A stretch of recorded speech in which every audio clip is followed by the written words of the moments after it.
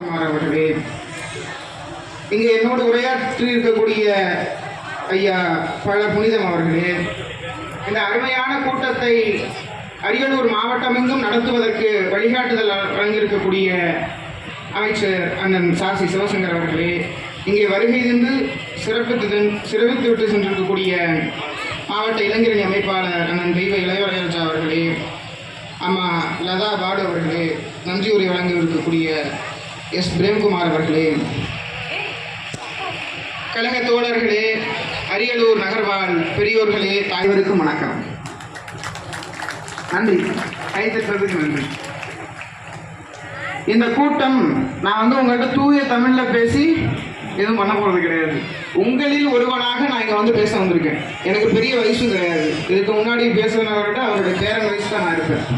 ஆகையால் இந்த கூட்டத்தினுடைய கருக்கள் ரெண்டே விஷயம்தான். முத்தமிழறிஞர் கலைஞருடைய பிறந்தநாள் விழா, திராவிட மாடல் அரசினுடைய 4 ஆண்டு சாதனை விளக்க பொதுக்கூட்டம். இது எல்லாத்தையும் பண்ணுறதுக்கு முன்னாடி ஒரு விஷயத்த உங்கள்கிட்ட நினைவுபடுத்த விரும்புகிறேன். உங்கள்கிட்ட சில கேள்விகள்லாம் கேட்பேன், நீங்கள் பதில் சொல்லணும். பேசுறது கேட்காம இருக்கக்கூடாது, சரிங்களா? நேற்று எடப்பாடி பழனிசாமி வந்தாருங்களா? வந்தாரா? என்ன கேட்டாரு? இந்த 4 ஆண்டு திமுக ஆட்சி என்ன செஞ்சதுன்னு கேட்டாரா? நேற்று எடப்பாடி பழனிசாமி அரியலூர் மாநகரத்தில் கேள்வி கேட்டு போயிருக்கார். யாரு? அமைச்சர் அண்ணன் சிவசங்கர் இருக்கக்கூடிய இந்த நகரத்தில் கேள்வி கேட்டு போயிருக்கார். 4 ஆண்டுகளில் திராவிட முன்னேற்ற கழகம் மக்களுக்கு என்ன சாதிச்சு, என்ன செஞ்சீங்க அப்படின்னு கேட்டு போயிருக்கார். அப்பனா இன்னைக்கு இயற்கையாக எதேர்ச்சியாக பார்த்தீங்கன்னா எப்படி சொல்றது, அவர் வருவாரு தெரிஞ்சோ தெரியாமலோ இன்னைக்கு அவர் அடுத்த நாள் பதில் சொல்றதுக்காகவே இந்த கூட்டம் அமைந்திருக்கு அப்படின்னு சொன்னா, எடப்பாடி பழனிசாமி அவர்களுக்கு, மாண்புமிகு எதிர்க்கட்சி தலைவர் அவர்களுக்கு பதில் சொல்லக்கூடிய கடமை, பொறுப்புணர்வு திராவிட முன்னேற்ற கழகத்தினுடைய ஒரு இளம் பேச்சாளராக இருக்கக்கூடிய எனக்கு இருக்கிறது. அவருக்கு அதுவே போதும். சரிதானுங்களே? இப்ப நம்முடைய தலைமை கழக பேச்சாளர் சொன்னார். அதற்கு முன்னால் பேசியவர்கள்லாம் சொன்னாங்களா? என்னென்ன திட்டங்கள், மகளிருக்காக செஞ்ச திட்டங்கள்லாம் சொன்னாங்களா? மகளிர் உரிமை தொகை சொன்னாங்க, 1000 ரூபாய் சொன்னாங்களா? அதுக்கப்புறம் புதுமை பெண் திட்டம் சொன்னாங்க. உங்களுக்கு புதுமை பெண் திட்டத்துடைய ஒரு முக்கியமான விஷயத்த சொல்றேன். 6ல இருந்து 12ஆம் வகுப்பு வரைக்கும் இதெல்லாம் சாதனைகள். இதெல்லாம் யாருக்கு பதில்? எடப்பாடி பழனிசாமி அவர்களுக்கான பதில். திராவிட முன்னேற்ற கழகம் ஆட்சிக்கு வந்தா மட்டும்தான், திமுக ஆட்சிக்கு வந்தா மட்டும்தான் பெண்கள் முன்னேற்றத்திற்கு எல்லாத்தையும் செய்வோம். 1989 நீங்க பாட்டிலாம் இருக்கீங்கல்ல, உங்களுக்கு எல்லாம் எத்தனை பேருக்கு நிலம் இருந்தது? எத்தனை பேர்ல நிலம் இருந்தது? எல்லாம் உங்க வீட்டு ஐயா வீட்டு பேர்ல தானே இருந்தது. ஆனா 1989 சொத்துல சமபங்கு மகளிருக்கு கொடுத்தது முத்தமிழறிஞர் கலைஞர். இன்னைக்கு நான் சொல்றேன், மகளிர்லாம் நல்லா குடிச்சு வச்சீங்க. ஒரு வீட்டுல இன்னைக்கும் சரி, ஒரு பொம்பளை பிள்ளை இருக்குன்னு சொன்னா அந்த பொம்பளை பிள்ளை பேர்ல சொத்து வாங்க மாட்டோம். பையன் இருக்கானா பையன் பேர்ல வாங்குவோம். இல்லைன்னா வீட்டுக்காரர் பேர்ல ஒரு சென்ட் இடம் வாங்கினாலும் அவங்க பேர்ல தான் வாங்கிக்குவாங்க. ஆனா நம்முடைய முத்தமிழறிஞர் கலைஞருடைய மகன், நம்முடைய திராவிட மாடல் ஆட்சியின் நாயகராக இருக்கக்கூடிய முத்துவேல் கருணாநிதி ஸ்டாலின் ஒரு திட்டத்தை கொண்டு வந்திருக்காரு. என்ன தெரியுங்களா? இனிமே 1 சென்ட் நிலமா இருந்தாலும் சரி, 10 ஏக்கர் நிலமா இருந்தாலும் சரி, அது பெண்கள் பேர்ல நீங்க வாங்குனீங்கன்னு சொன்னா ரிஜிஸ்ட்ரேஷன் ஃபீஸ்ல 1% ஃப்ரீன்னு சொல்லியிருக்காரு நம்முடைய முதலமைச்சர். இப்போ ஒரு 10 லட்சம் ரூபாய்க்கு நீங்க பத்திரப்பதிவு பண்ண போறீங்கன்னா அதுல ஒரு 10,000 ரூபாய் கம்மி அப்படின்னு சொன்னா சரி, ஓகே, நம்ம பொம்பளை பிள்ளை பேர்லயே நம்ம மக பேர்ல பண்ணுவோமே, இடத்தை எழுதி வைப்போமே. இதெல்லாம் எதற்காகன்னு சொன்னா, நாளைக்கு யாராச்சும் ஆண்கள் உங்களை பார்த்து இடம் என்னோடது, எல்லாமே என்னோடது அப்படின்னு சொல்லக்கூடாது இல்ல. வீட்டுல இது ஏன் வீடு, வெளியே போ சொல்றாங்களா, சண்டை வந்தா சில குடும்பங்கள் நடக்குது. அதே மாதிரி பசங்க தங்கச்சி இருப்பாங்க, அக்கா இருப்பாங்க, அவங்கள்ட்ட சொல்றது இந்த ஏன் கையெழுத்து இல்லாம இந்த இடத்தை எதுவும் பண்ண முடியாது சொல்லுவாங்கல்ல. அப்பனா இனிமே பத்திரப்பதிவில் கூட மகளிருக்கு முன்னுரிமை கொடுக்குறோம்னு சொன்னா, இனிமே பட்டாக்கள் எல்லாம் யார் பேர்ல இருக்க போகுதுன்னா உங்க பேர்ல தான் இருக்க போகுது, உங்க பொம்பளை பிள்ளைங்க பேர்ல தான் இருக்க போகுது. அதனால உங்க பேரன் பேத்தி மக இனிமே இடம் வாங்கணும்னு நினைச்சீங்கன்னா பொம்பளை பிள்ளைங்க பேர்ல வாங்குங்க. அதற்காக நம்முடைய முத்துவேல் கருணாநிதி ஸ்டாலின் அவர்கள் 1% தொகையை அரசே செலுத்துகிறது. நண்பர்களே, இதெல்லாம் சாதனைகள், பெண்கள் முன்னேற்றம். சரியானுங்களே? உங்களுக்கு எல்லாம் சொத்து வேணுதானே? இனிமே ஆண்கள் பேர்ல சொத்து கிடையாது, பெண்களுடைய பேர்ல தான் சொத்து. இப்படி அடுத்து, அதாவது அதிமுக ஆட்சி காலத்துல ஒரு திட்டம் வச்சிருந்தாங்க. அதையெல்லாம் பெரிய திட்டமா நல்ல திட்டம்னு சொல்லிட்டு நம்ம எல்லாம் நினைக்கலாம். என்னன்னா, தாலிக்கு தங்கம் திட்டம்னு வச்சிருந்தாங்களா? 1 பவுன் தாலி கொடுத்தாங்க, ஒரு தாலிக்கு தங்கம் கொடுத்தாங்க, ஒரு 50,000 ரூபாய் காசு கொடுத்தாங்க. அதெல்லாம் எந்த மூளைக்கு ஒன்று சொல்லிட்டுங்களா? இப்போ உலக அளவில் பாத்தீங்கன்னா அறிவியல் ஆய்வறிஞர்கள் எல்லாம் சொல்றாங்க என்னன்னா, ஆகுதுங்களா? அது முக்கியமா தேவைப்படுது. அதனால பெண்களுக்கான திருமண வயது அப்படிங்கிறத 18ங்கிறத மாற்றி ஆண்களுக்கு எப்படி 21 வயசுன்னு வச்சிருக்காங்களோ அதே மாதிரி 21 வயசா கொண்டு வர சொல்லியிருக்காங்க. இதெல்லாம் எதுக்காக பார்த்தீங்கன்னா, இப்போ 12வது முடிச்சிட்டாங்க அப்படின்னா பொம்பளை பிள்ளைங்களா இருந்தால் 18 வயசானா மேஜர். இப்போ நிறைய நான் கிராமத்துலலாம் போய் பேசிட்டு வந்திருக்கேன். கிராமத்துலலாம் சொல்கிறாங்க, எதுக்குப்பா 17 பொம்பளை பிள்ளை, ஒரு வீட்டில் 3 பொம்பளை பிள்ளைங்களாம். நான் இப்போ பிள்ளை வந்து பார்த்தீங்கன்னா ஸ்கூல் முடிச்சு நான் 17 கட்டி கொடுத்துட்றேன், செலவு தான் அப்படின்றாங்க. ஆனால் இப்போ வந்து அந்த செலவுலாம் கூடாது, தாலிக்கு அது இதில் வந்து பார்த்தீங்கன்னா ஒரு பெண்ணடிமைத்தனம் தானே. 18 வயசானா தாலிக்கு தங்கம் கொடுக்குறாங்க, 50,000 காசு கொடுக்குறாங்க, உடனே கட்டி வச்சிடலாம். அப்போனா பெண் பிள்ளைகள் நீங்களாம் படிக்கிறது கிடையாதா? உங்கள் பேரன் பேத்தி உங்கள் மகள் இங்கே இருக்கக்கூடிய பெண்கள்லாம் படிக்கிறது கிடையாதா? 18 வயசானா உடனே போயிட்டு கல்யாணம் பண்ணிக்கணும், குழந்தை பெற்றுக்கணும், அடுத்தடுத்து சந்ததியை வளர்க்கணும் தான் அந்த ஒரு நோக்கத்தில் தான் அந்த திட்டம் இருக்குது. அது வந்து இப்போ பெண்களுக்கு உண்மையிலேயே சுதந்திரத்தை கொடுத்துதா அப்படின்னா கிடையாது. கையில் கரண்டியவும் குடும்ப சுமையும் தூக்கி கோமா இருந்தாங்க அப்படின்னு சொல்லிட்டு உட்கார வச்சுட்டாங்க. சரிதானே? தாலிக்கு தங்கம் கொடுத்தா 18 வயசுல கல்யாணம். ஆனால் நம்முடைய முதலமைச்சர் சொல்கிறார், பெண் பிள்ளைகள் பார்த்தீங்கன்னா ஸ்கூல் முடிச்சுட்டு காலேஜ் வராங்களா அப்படின்னா வர்றது கிடையாது, கம்மியாக தான் வராங்க. இப்போ ஒரு 12வது படிக்கிறதா ஒரு 100 பசங்க, அதாவது ஒரு 100 பேர் இருக்காங்கன்னா 50 பசங்க 50 பொண்ணுங்க படிக்கிறாங்கன்னா 50 பசங்க வந்து பார்த்தீங்கன்னா படிக்க வந்துடுறாங்க. ஆனால் பொண்ணுங்க 50 பேர்த்துல வெறும் 20 பேர் 30 பேர் தான் படிக்க வராங்க. காரணம் என்னன்னா, குடும்பத்தினுடைய கல்லூரிக்கு வந்தீங்கன்னு சொன்னா இனிமே உங்க பிள்ளைங்களெல்லாம் 6ல இருந்து கவர்மெண்ட் ஸ்கூல்ல படிக்க வைக்கல. ஆண்டுகளா கல்வியில் 10th +2 மார்க்லாம் வந்து பார்த்தீங்கன்னா எந்த மாவட்டம் முன்னிலையில் இருக்குன்னு சொன்னா நம்முடைய அரியலூர் மாவட்டம் தான் இருந்துட்டு இருக்கு. கரெக்டு தானுங்களே? இதுக்கு முன்னாடி 10 வருஷத்துக்கு முன்னாடி அதிமுக ஆட்சியிலோ இல்லை எந்த காலத்திலையுமே ஆதிமொழி வரும், விருதுநகர் வரும், அதே மாதிரி மாவட்டங்கள் தான் வந்துட்டு இருப்பாங்க. ஆனா எந்த கவர்மெண்ட் ஸ்கூல் பிள்ளைங்களை பார்த்து இலக்காரமா சொல்லுவாங்கல்ல கவர்மெண்ட் ஸ்கூல் தானே அப்படின்ட்டு, அப்படி பார்க்காம இந்த அரியலூர் மாவட்டத்தில் தான் அரசு பள்ளி மாணவர்கள் அதிகமாக தேர்ச்சி பெற்றிருக்காங்க.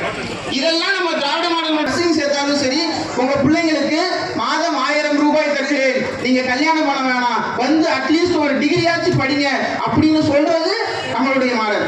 ஆனா தாலிக்கு தங்கம் கொடுக்குற தாலி கட்டிட்டு போங்க அப்படின்றது எடப்பாடியோட மாடல். கரெக்டுங்களா? இதோட நிப்பாட்டிக்க வேணாம்.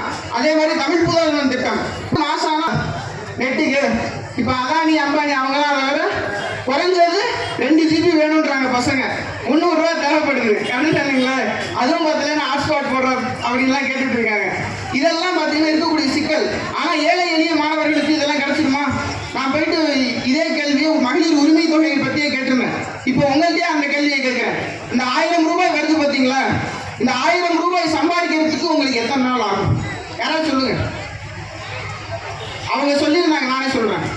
அதாவது கிராமப்புறத்துல காட்டு வேலைக்கு போவாங்களா, அவங்க சொல்றாங்க, நாங்க 5 நாள் வேலை பார்த்தாதான் இந்த 1000 ரூபாயை எங்களால் சம்பாதிக்க முடியும். முந்திரி தோட்டத்தில் ஜெயங்கொண்டம் பக்கம் வேலை பார்க்குறவங்க சொல்றாங்க, ஒரு நாளைக்கு நாங்க காட்டு வேலைக்கு போனா 200 ரூபாய் தான் சம்பளம். அப்போனா நாங்க 5 நாள் வேலைக்கு போனாதான் இந்த 1000 ரூபாய் எங்களுக்கு கிடைக்குது.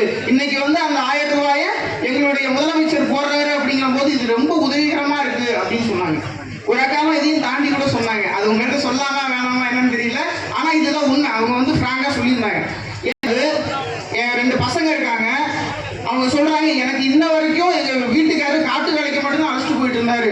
எனக்கு என் பேர்ல ஒரு பேங்க் அக்கௌண்ட் கிடையாது, ஏடிஎம் கார்டு கிடையாது, எதுவுமே கிடையாது. ஆனா அந்த 1000 ரூபாய் திட்டம் வந்தோடனே எனக்கு முதல் வேலையா கூட்டிட்டு போயிட்டு பேங்க் அக்கௌண்ட் ஓபன் பண்ணி கொடுத்தாங்க. எனக்கு எழுத படிக்கவே தெரியாது, நான் போய் ஏடிஎம்ல பணம் எடுக்கிறேன். இதையெல்லாம் கொடுத்தது நம்முடைய முதலமைச்சர் அப்படின்னு சொல்லிட்டு எனக்கு வந்து அறிவை கொடுத்துருக்காங்க அப்படின்னு சொல்லிட்டு அவங்க சொன்னாங்க. இதெல்லாம் பெண்கள் சுயமரியாதையோட இருக்கணும் தானே? நேற்று வரைக்கும் பேங்குக்கே போகாம படிக்காம இருந்த ஒரு சமூகத்தை இன்னைக்கு உங்களை எல்லாம் பேங்கை நோக்கி தள்ளி இருக்கோம்னு சொன்னா உங்களை எல்லாம் கல்வி மையப்படுத்துவது, உங்களை எல்லாம் எஜுகேட் பண்றோம். இப்ப இருக்கக்கூடிய சமூகத்துக்கு, நவீன சமூகத்துக்கு உங்களை எல்லாம் தள்ளுறாரு நம்முடைய முதலமைச்சர். வீட்டோடய உட்காந்துக்காதீங்க அப்படின்னு சொல்லிட்டு அந்த அக்கா சொன்னாங்க, இதுக்கு முன்னாடிலாம் நான் வந்து ஒரு ஜாக்கெட் வீட்டு தைக்கணும்னா கூட என் வீட்டுக்காரர்கிட்ட தான் நான் காசு வாங்கணும். 500 ரூபாய் கொடுத்துட்டு போனாருன்னா அந்த 500 ரூபாயில 200 ரூபாய் எங்க போச்சுன்னு சொல்லிட்டு கேள்வி கேட்பார். ஆனா இன்னைக்கு என்னுடைய பேரில் 1000 ரூபாய் வருது, என் பிள்ளைங்களுக்கு நல்ல நாள் பெருநாள் ஒரு கறி எடுத்து கொடுக்குறேன். உண்மையே அப்படியே சொன்னாங்கம்மா, உண்மைதானுங்களே? பசங்களுக்கு ஒரு ஞாயிற்றுக்கிழமான ஒரு மீன் வாங்கி கொடுக்கும், ஒரு சிக்கன் வாங்கி கொடுக்கும், அதை நான் பயன்படுத்திக்கிறேன்னு ஒரு கிராமத்தில் இருக்கவங்க சொல்றாங்க. இவ்வளவும் வந்து பார்த்தீங்கன்னா இந்த சாதனை நம்மளுடைய மகளிர்களுக்காக இதெல்லாம் செஞ்சிருக்காங்க. இதோட நிப்பாட்டிக்கலாம். இப்ப நான் எடப்பாடி பழனிசாமி அவர்களுக்கு கேள்வி இருக்கணும் இல்லைங்களா? இப்ப 100 நாள் வேலை இங்க இருக்கா என்னன்னு தெரியல, அங்க இல்லைங்களா? இங்க கிடையாது, வெளியில இருக்கு. அதுக்கு என்ன சொல்லியிருக்காங்க, நீ மத்திய பார்த்தீங்கன்னா 4000 கோடி ரூபாய் நிதி தரணும், தரல. உங்க வெளியூர்ல இப்போ கூட்டம் போகக்கூடிய இடத்துல என்ன கேட்குறாங்கன்னா 30 நாள் வேலை பார்த்துருக்கோம், 15 நாளுக்கான காசு தான் வந்திருக்கு, மீதி காசு வரல, எங்க போச்சு? எம்எல்ஏவெல்லாம் பிடிச்சி வச்சு கேள்வி கேட்குறாங்க. அதுக்கான அதை பார்த்தீங்கன்னா எடப்பாடி பழனிசாமி எனக்கு சொல்லியிருக்காரு, நீங்க ஒழுங்கா கணக்கு கொடுத்தா அவங்க தந்துட்டு போக போறாங்க. யாரு? தமிழ்நாட்டை மீட்க போறவர் சொல்லியிருக்காரு. ஒன்றிய அரசுக்கு நீங்க சரியா கணக்கு கொடுக்கலங்க, அதனால தான் கொடுக்கல. இதுக்காக அவங்களை எதிர்கட்சி தலைவராக வச்சிருக்காங்க. மக்களுக்கு தேவையான நிதியை கேட்டு வாங்கி தரதில்ல ஆளுங்கட்சி என்ன எதிர்கட்சி என்ன? ஏன் இன்னைக்கு மோடி கூட தானே நீங்க கைகோத்துக்கிட்டு இருக்கீங்க, அமித்ஷா கூட தானே நீங்க கொஞ்சம் குழாவிக்கிட்டு இருக்கீங்க. ஏமா ஒரு விஷயம் உங்கள்கிட்ட நான் கேட்கிறேன், நீங்களே சொல்லுங்க. அமித்ஷா சொல்றாரு ஆங்கிலம் படித்தால் அவமானம் அப்படிங்கிறாரு. ஆங்கிலம் என்ன? இங்கிலீஷ் படிச்சா அவமானங்கிறாரு. இந்திய நாட்டில் இருக்கவன் இங்கிலீஷ் படிச்சாலும் அது அவமானம் சொல்றாரு. அதெல்லாம் நீங்க ஏத்துக்குவீங்களா? இங்கிலீஷ் படிச்சா நம்ம வீட்டு பிள்ளைங்க படிச்சா பெருமை. இப்ப நான்லாம் போய் இங்கிலீஷ்ல ஒரு 4 வார்த்தை எங்க ஆயாட்ட பேசுனேன்னு சொன்னா, ஐயோ என் பேராண்டி இங்கிலீஷ்ல என்னமா பேசுறான்னு அப்படின்னு சொல்லுவாங்களா சொல்ல மாட்டாங்களா? இன்னைக்கும் இப்ப நம்ம கூட அரியலூர் நகரத்துல இருக்கோம், நல்லா நாகரிகமா இருக்கும். ஆனா குக்கிராமங்கள்லாம் இருக்குல்ல, மலை கிராமங்கள்லாம் இருக்குல்ல, இன்னும் பள்ளிக்கூடமே போகாத பிள்ளைங்கள்லாம் இருக்காங்கல்ல. கல்வினா என்னன்னு தெரியாதவங்க வீட்டுல போயிட்டு ஒரு பையன் பாத்தீங்கன்னா இங்கிலீஷ்ல பேசினா அது எப்படி பெருமை தானே, அவமானமா? அது இது சாதாரண இப்போ சாதாரண மக்களா இருக்க உங்களுக்கு தெரியுது இல்ல, எடப்பாடி பழனிசாமி தெரியுமா இல்லையா? பாத்தீங்கன்னா பத்திரிகையாளர்லாம் போய் கேட்கறாங்க, ஏங்க இதே மாதிரி அமித்ஷா ஆங்கிலம் படித்தால் அவமானம்னு சொல்லிட்டாங்க, இதை பத்தி உங்களோட கருத்து என்ன அப்படின்னு கேட்டிருக்காங்க. இவரு சொல்லியிருக்காரு என்னன்னா, அது அவரோட கருத்து, நான் எதுவும் சொல்லலைங்க. சாதாரணமா இருக்க மனிதன் சொல்லலாம், சாதாரணமா இருக்கு எங்க பாட்டி சொல்லலாம், அவங்களே சொல்றாங்க ஆங்கிலம் படிச்சா அவமானம்னு சொல்றான், அவனை திட்டமா திட்ட மாட்டோமா? அப்பதானே அது. அப்பனா ஒரு இதுல வேற பேர் வேற அண்ணா திராவிட முன்னேற்ற கழகம். அண்ணா என்ன சொல்லியிருக்காரு? இருமொழி கொள்கையை சொல்லியிருக்காரு. தமிழும் ஆங்கிலமும் தான் இந்த மாநிலத்தில் ஆட்சி மொழியா இருக்கும். அந்த ஆட்சி மொழியா எது வரைக்கும் இருக்கோ அது வரைக்கும் இன்னைக்கு முத்துவேல் கருணாநிதி ஸ்டாலின் இந்த நாட்டை ஆளவில்லை. ஜெயலலிதாவோ எம்ஜிஆரோ கலைஞரோ இன்றைக்கும் இந்த நாட்டை ஆண்டு கொண்டிருக்கவில்லை. இந்த இருமொழி கொள்கை என்னைக்கு வரைக்கும் இருக்கோ அது வரைக்கும் இந்த நாட்டை ஆண்டு கொண்டிருப்பது CN அண்ணாதுரை தான் என்று சொல்லிவிட்டு சென்றார் நம்முடைய பேரறிஞர் அண்ணா. அப்படிப்பட்ட அண்ணாவுடைய கட்சியில் இருந்து கொண்டு இல்லைங்க ஆங்கிலத்தை நாங்க ஒருபோதும் இதே மாதிரிலாம் பேச விட மாட்டோம், அது எங்களுக்கு அவமானம் கிடையாது, அது எங்களுக்கு பெருமை அப்படின்னு சொல்ற தைரியம் எதிர்கட்சி தலைவராக இருக்கக்கூடிய எடப்பாடிக்கு வந்துதான். இதையும் தாண்டி கேட்கிறாங்க, இதுக்கு கூட பாத்தீங்கன்னா அடிமைந்து கொண்டு இருக்கிறார்கள். இதுதான் அடிமை ஆட்சின்னு சொல்றது அவங்களுக்கு. இப்ப வெள்ளம் வந்ததுல 2024 திருச்செந்தூர், தூத்துக்குடி, திருநெல்வேலி எல்லாம் வெள்ளத்திலமை வந்தது. இப்போ ஒரு வருஷத்துக்கு முன்னாடி பாத்தீங்கன்னா இங்க நம்ம கடலூர்லாம் பாத்தீங்களா, இப்போ இந்த வருஷம் எல்லாம் பாத்தீங்கன்னா நிதி வேணும், எல்லாம் ரோடுகள்லாம் அடிச்சுட்டு போயிருச்சு. மக்கள் எல்லாம் பாத்தீங்கன்னா தத்தடிச்சுட்டு இருக்காங்க. மத்தியில் இருந்து பாத்தீங்கன்னா நம்ம முதலமைச்சர் நிவாரணம் கேட்கிறார். இவ்வளவு சேலம் ஆயிடுச்சு, மக்கள் எல்லாம் பாதிக்கப்பட்டுட்டாங்க, ஒன்றிய அரசுல இருந்து நிதி தரணுமா இல்லையா? ஒன்றிய அரசுல இருந்து மத்திய அரசுல இருந்து பாத்தீங்கன்னா ஒரு குழு அனுப்புறாங்க. சரி எந்த அளவுக்கு சேதாரங்கள்லாம் இருக்கு, எவ்வளவு காசு கொடுக்கலாம் அப்படின்னு சொல்லிட்டு பாக்குறது. அந்த குழு அவங்க சொல்லிட்டு போன சேத விவரங்கள் பாத்தீங்கன்னா சுமார் 48,000 கோடி அளவுக்கு தமிழ்நாட்டுக்கு நிவாரணம் தேவைப்படுது அப்படின்னு சொல்லிட்டு யாரு? தமிழ்நாட்டில் இருக்க குழு சொல்ல, ஒன்றிய அரசுல இருந்து வந்த குழு சொல்லிட்டு போனாங்க. ஆனா இந்த ஒன்றிய பாஜக அரசு எவ்வளவு தெரியுங்களா கொடுத்தது? 48,000 கோடி ரூபாய் கேட்டதற்கு வெறும் 400 கோடி ரூபாயை கொடுத்து தமிழ்நாட்டு மக்களை வஞ்சித்திருக்கிறார்கள். இப்ப நான் எடப்பாடி பழனிசாமி அவர்களை கேட்கிறேன், தமிழ்நாட்டு மக்களுக்கு வெள்ளத்தில் அவர்கள் தத்தளித்துக் கொண்டிருக்க போது நம்ம ஆபத்தில் இருக்கவங்க தான், ஆபத்தில் உதவுகிறவங்க தான் நமக்கு நண்பர்கள். அந்த ஆபத்துல கூட பாஜக நமக்கு உதவ கிடையாது. அப்படி இருக்கும்போது கூட 400 கோடியை மட்டும் கொடுத்து விட்டு சென்றார்களே, இப்போது எந்த முகத்தோடு பாஜகவோடு நீங்கள் கைகோர்த்து கொண்டு வருகிறீர்கள்? தமிழக மக்களுக்கு அவர்கள் நிதி கொடுத்தார்களா? நான் சொல்றேன், நான் அடுத்த முதலமைச்சரா வரணும், தமிழகத்தை மீட்போம், மக்களை காப்போம் சொல்றீங்களே, திருச்செந்தூருக்கு இதெல்லாம் வெள்ளம்லாம் வந்தது, அப்பெல்லாம் எங்க போனீங்க? மக்களை காத்தீங்களா? இதை கேட்கவும் மாட்டோமா? இன்னைக்கு இல்லைங்க, நான் நாளைக்கு ஆட்சிக்கு நான் வருவேன், வந்தேன் அப்படின்னா பாஜகவிடமிருந்து வெள்ள நிவாரண நிதியை நான் பெற்று தருவேன் சொல்றது கட்சி இருக்கா? கிடையாது. இன்றைக்கு பாத்தீங்கன்னா பள்ளி கல்விக்கான நிதி உங்கள்கிட்ட சொல்றோமா? இங்க எத்தனை பேரோட பிள்ளைங்க எல்லாம் கவர்மெண்ட் ஸ்கூல்ல படிக்கிறாங்க? பிள்ளைங்க பேர பசங்க எல்லாம் படிக்கிறாங்களா கவர்மெண்ட் ஸ்கூல்ல? இந்த கவர்மெண்ட் ஸ்கூல்ல ஒவ்வொரு ஆண்டு பாத்தீங்கன்னா ஒன்றிய அரசு நம்ம பாத்தீங்கன்னா ஒரு பட்ஜெட் தாக்கல் பண்ணுவோம், இந்த கவர்மெண்ட் ஸ்கூல்ல நடத்துறதுக்கு ஒரு நிதி ஒதுக்குவோம். அதே மாதிரி ஒன்றிய அரசு பாத்தீங்கன்னா ஒரு நிதி ஒதுக்கணும். அதுல வந்து பாத்தீங்கன்னா பிஎம்ஸ்ரீ அப்படின்னு சொல்லிட்டு ஒரு திட்டத்தை கொண்டு வராங்க.